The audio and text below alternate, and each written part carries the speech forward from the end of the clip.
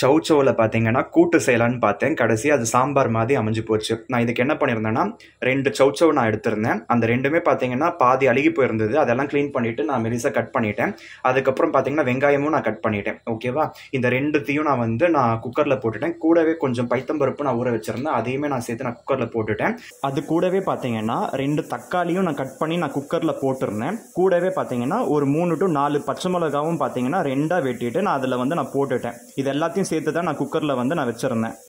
அதுக்கப்புறம் பார்த்தீங்கன்னா தேவைக்கேற்ப தண்ணி ஊற்றிட்டு மஞ்சத்தூள், மிளகாத்தூள், கொஞ்சம் உப்பு நான் சேர்த்துட்டு நான் ஒரு 4 to 5 விசில் நான் வச்சு நான் எடுத்துட்டேன். அதுக்கப்புறம் பார்த்தீங்கன்னா எண்ணெய் போட்டு அதில் கடுகு, சீரகம், உளுத்தம்பருப்பு, கடலைப்பருப்பு இதெல்லாம் போட்டு தாளிச்சுக்கிட்டேன். நெக்ஸ்ட் பார்த்தீங்கன்னா இதில் ஒரு சிலது நான் மிக்ஸி நான் ரன் பண்ணியிருந்தேன்.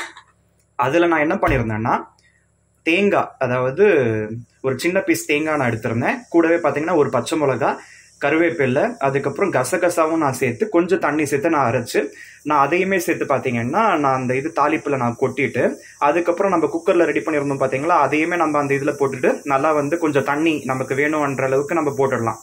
ஸோ தாளிக்கிறப்ப நான் 2 காஞ்ச மிளகாவும் நான் சேர்த்துருந்தேன். கூடவே பார்த்தீங்கன்னா கொஞ்சம் பெருங்காயத்தூள், அதுக்கப்புறம் சாம்பார் தூளும் நான் சேர்த்து அது எல்லாத்தையும் தாளிச்சுட்டு அதுக்கப்புறம் தான் நான் இந்த குக்கரில் இருந்ததையும் நான் அதில் சேர்த்துட்டு அந்த நம்ம அரைச்சும் பார்த்தீங்களா அதையுமே நம்ம அதில் சேர்த்துட்டு தேவைக்கேற்ப தண்ணி நான் ஊற்றி நான் கொதிக்க விட்டுருந்தேன்.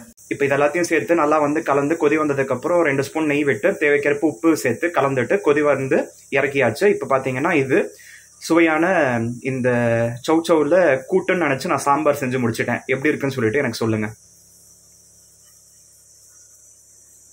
ஸோ இது பார்த்தீங்கன்னா நான் சாதம் நான் குக்கரில் தான் வச்சு சாப்பிட்டுட்டு இருக்கேன். பட் அம்மா என்ன ப்ரிஃபர் பண்ணுவாங்கன்னா சாதம் வடித்து சாப்பிடணுன்னு தான் சொல்லுவாங்க. பட் எனக்கு பார்த்தீங்கன்னா எல்லா வேலையும் கொஞ்சம் ஈஸியாக முடியணும்னு சொல்லிட்டு நம்ம கொஞ்சம் இந்த மாதிரி எனக்கு ஃபஸ்ட்டு சாதம் வடிக்கிறதுக்கெலாம் தெரியாது. அதனால் நான் குக்கரில் ஒரு 3 விசில் வச்சு நான் இறக்கிடுவேன். ஸோ நான் இப்போதைக்கு பார்த்தீங்கன்னா ரேஷன் அரிசி நான் சுத்தம் பண்ணி அதை தான் சாப்பிட்டுக்கிட்டு இருக்கேன். ரேஷன் அரிசி சாப்பிட்றப்ப நமக்கு உடம்புல சத்து சேருதுன்னு நான் நினைக்கிறேன். ஏன்னா நல்ல அரிசி சாப்பிட்றப்ப டேஸ்ட் அந்த அளவுக்கு இல்லை. ஸோ அதனால் பார்த்தீங்கன்னா ரேஷன் அரிசியை நல்லா சுத்தம் பண்ணிவிட்டு அதுக்கப்புறம் சாப்பிட்றப்ப நல்லா தான் இருக்குது. என்ன பிரச்சனைனா அதில் நொய் எடுக்கணும், அதுக்கப்புறம் அந்த வண்டுங்கள்லாம் கொஞ்சம் நிறைய இருக்குது. அதனால் ஒவ்வொரு தடவையும் பார்த்தீங்கன்னா அதுக்கு டைம் ஸ்பெண்ட் பண்ணுறோம். அது புடைக்கணும், அதுக்கப்புறம் அந்த வண்டை க்ளீன் பண்ணணும், நிறைய தடவை கழுவி ஊற்றணும். அதர்வைஸ் எனக்கு இந்த ரேஷன் அரிசி எனக்கு டேஸ்ட் வைஸு சத்து வைஸு நல்லதுன்னு சொல்லிட்டு எனக்கு தோணுது. ஸோ சாதம் ரெடி ஆகிட்டு இருக்கு. ஸோ இந்த சௌசௌ சாம்பார் ஆல்ரெடி ரெடி பண்ணியாச்சு. ஸோ இப்போ நைட்டில் பார்த்தீங்கன்னா நான் சமைச்சு சாப்பிட்டுட்டு இருக்கேன். ஸோ பக்கத்துக்காரங்க டிஸ்டர்பன்ஸ்லாம் இருக்காதுன்னு சொல்லிட்டு. பட் இந்த நேரமும் பார்த்தீங்கன்னா யாராவது எதையாவது தேவையில்லாமல் முணங்கிட்டு தான் இருக்காங்க. ஸோ பேசுகிறவங்க பேசிக்கிட்டே தான் இருப்பாங்க போல். எந்நேரமும் அவங்களுக்கு அதே வேலையாக இருக்குது.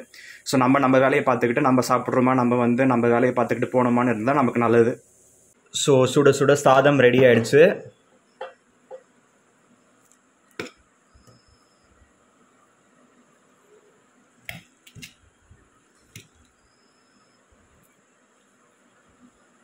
ரேஷன் அரிசியை பொறுத்த வரையும் நீங்கள் நிறைய நேரம் ஊற வச்சுட்டிங்கன்னா தண்ணி கொஞ்சம் கம்மியாக ஊற்றினா நல்லாயிருக்கும்.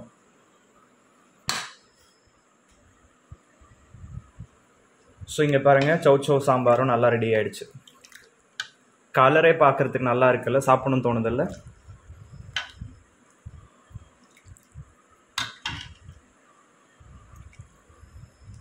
தேங்காயெல்லாம் அரைச்சி ஊற்றி நம்ம சாம்பார் செஞ்சால் டேஸ்ட் நல்லா இருக்கும்னு சொல்லுவாங்க. நீங்களும் ட்ரை பண்ணி பாருங்கள். இப்போ பார்த்தீங்கன்னா சுட சுட சாதத்துக்கு சாப்பாடு நான் தனியாக நெய் சேர்த்துக்க மாட்டேன். கடைசியாக கொதி வரப்பவே அந்த சாம்பார்லேயே நான் நெய் சேர்த்துட்றதுனால நல்ல டேஸ்ட்டாக இருக்கும். நீங்களும் சாப்பிட்டு பாருங்கள், நல்ல டேஸ்ட்டாக இருக்குது.